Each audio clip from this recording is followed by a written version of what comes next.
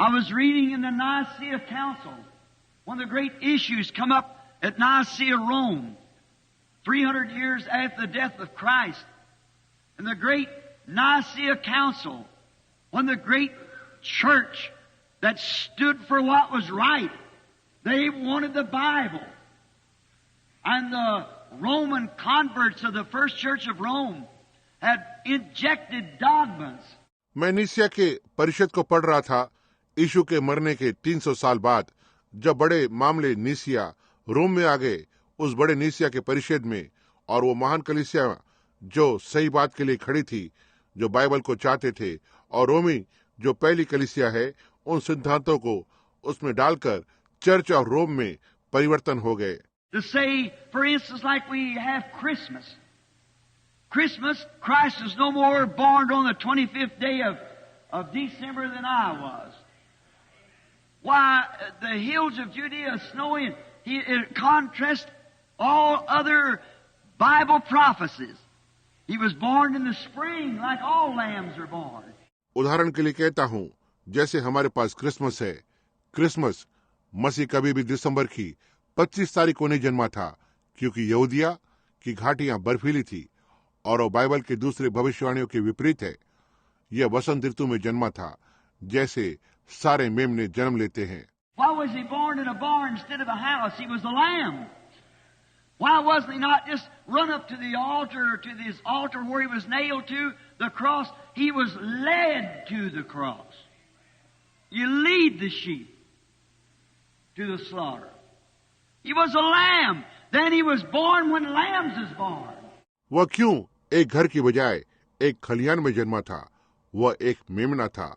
वो क्यों ऐसे ही वहां वेदी की ओर दौड़कर चला नहीं गया था, या उसकी वेदी की ओर जहां उसे क्रूस पर कीले ठोके गए थे? उसे क्रूस के लिए निर्देशित किया गया था. आप भेड़ को वध करने के लिए निर्देशित करते हैं. वो एक मेमना था. उसने तब जन्म लिया था जब मेमनों ने जन्म लिया था.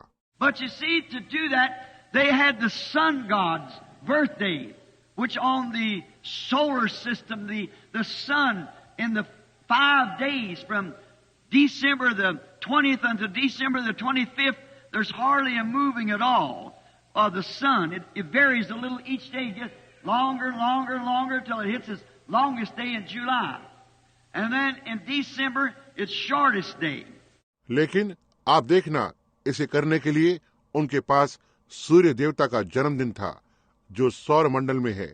वो सूर्य 20 दिसंबर से लेकर 25 दिसंबर तक, इन 5 दिनों में वहां सूर्य की गति मुश्किल से आगे बढ़ती है.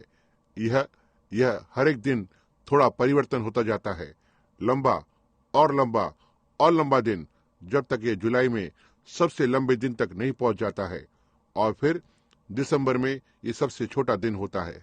And then that little time of the 25th, from the 20th to the 25th, they had the Roman circus and the celebration of the sun god's birthday.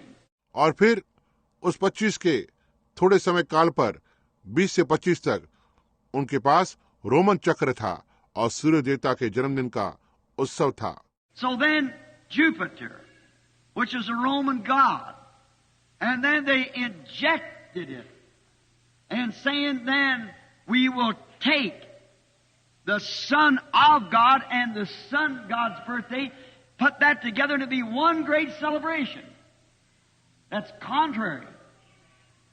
And all the many injections that they placed in there.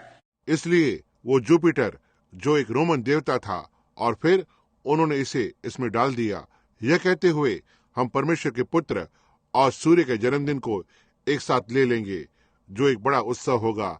यह विपरीत है, और उन्होंने बहुत सी बातों को वहां पर रख दी थी. And then when them true man of God who wanted to stay with the Word, like Polycarp, Irenaeus, Martin, those great early sainted men who wanted to stay with the truth.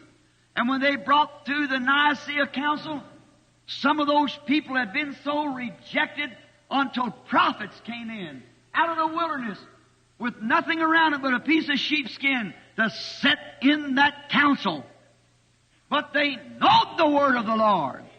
और फिर जब वे परमेश्वर के सच्चे लोग जो वचन के साथ बने रहना चाहते थे, जैसे पॉलीकॉर्म, इरेनियस, मार्टिन, वे पहले के महान संत व्यक्ति जो सच्चाई के साथ बने रहना चाहते थे, और जब उन्हें नीसिया के परिषद में होकर लाया गया था, उनमें से कुछ लोगों को इतना अस्वीकार किया गया था कि वे नबी जंगल में बाहर तब तक नहीं आते थे जब तक भेड़ों के खाल को छोड़ कुछ और न लपेटे हों, ताकि उस परिषद में बैठे, लेकिन वे प्रभु के वचन को जानते थे। But popularity, them 15 days of bloody politics, and overrode it.